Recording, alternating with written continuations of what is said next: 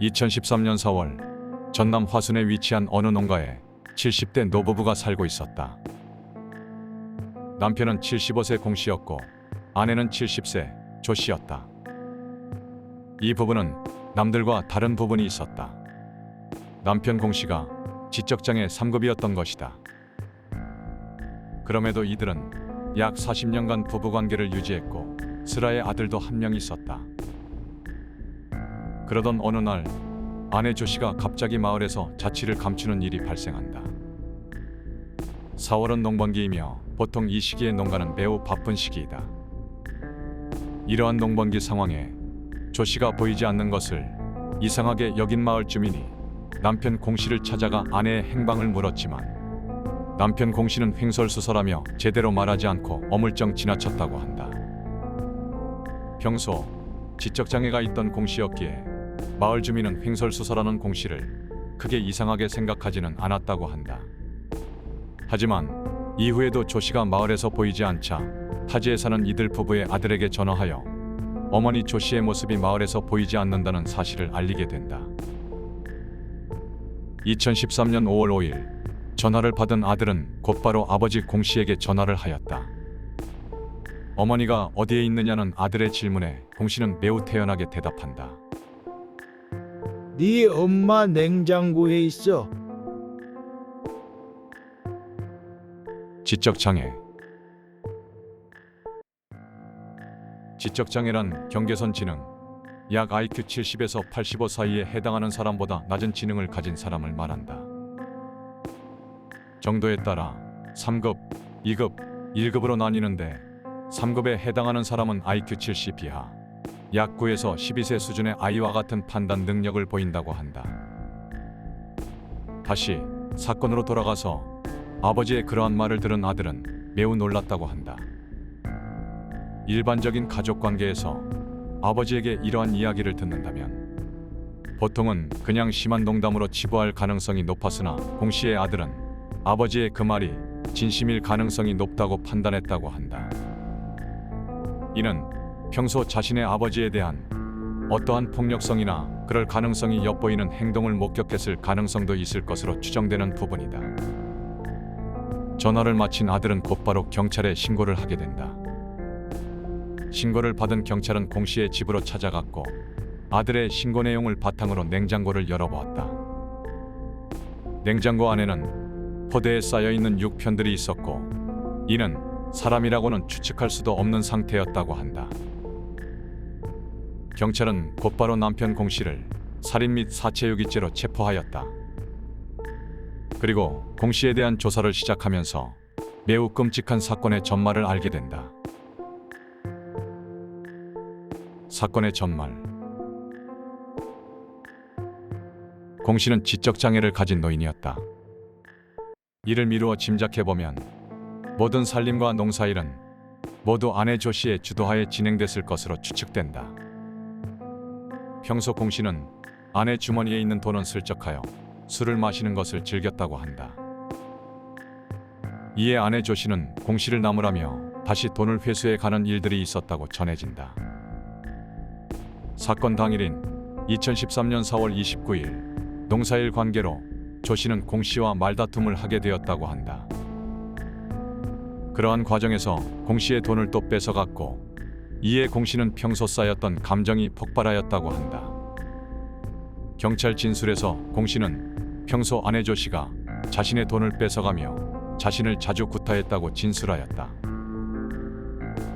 돈을 가져갔다는 것은 자신이 술을 마시기 위해 집에서 가지고 나온 돈을 아내가 회수해 갔던 것으로 추측되며 조 씨가 공 씨를 평소 구타했다는 내용은 확인이 불가능했다고 한다.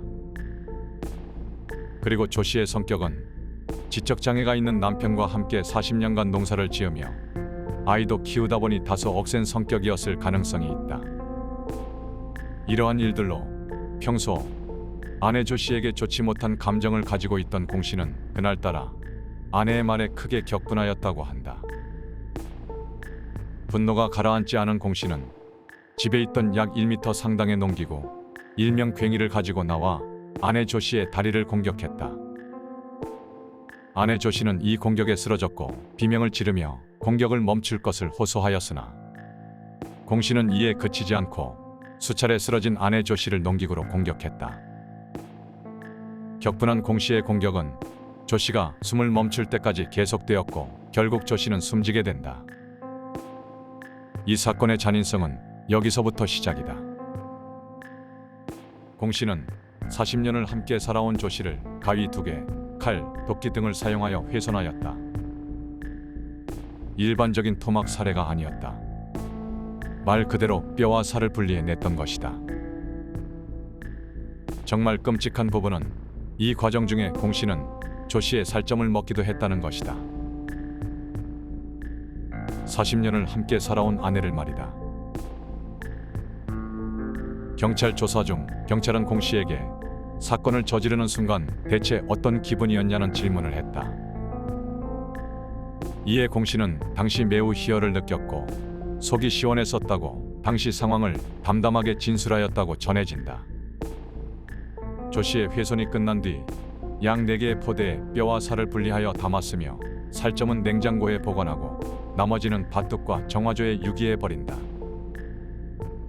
냉장고에 보관한 이유가 매우 끔찍하다.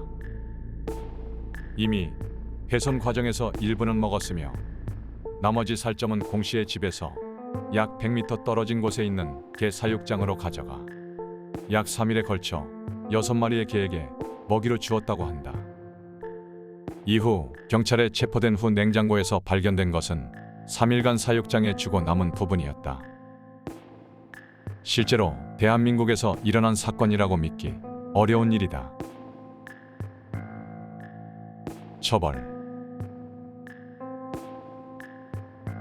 경찰 조사에서 공 씨는 전혀 후회하지 않았다고 한다.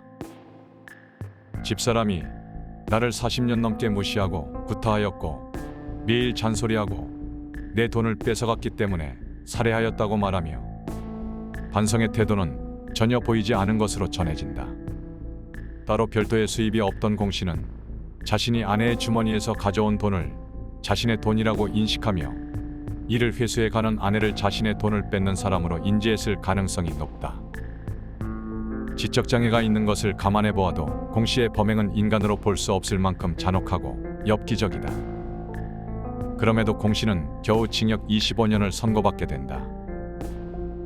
이유는 지적장애로 인한 심신미약과 공 씨의 아들, 조 씨의 아들이기도 한 그 아들이 아버지의 처벌을 원하지 않는다는 처벌불원서를 법원에 제출하였기 때문이다. 피해자인 동시에 아내였던 조 씨의 시신은 온전히 모두 회수되지도 못했다. 체포 당시 75세였던 공 씨는 그럴 가능성이 매우 낮지만 만기 출소를 하게 된다면 100세가 된다. 공 씨는 아마 교도소에서 평생 살게 될 것이다. 그럼에도 이러한 인간성을 상실한 잔인한 범죄에 25년이 선고된 것이 매우 짧게 느껴진다.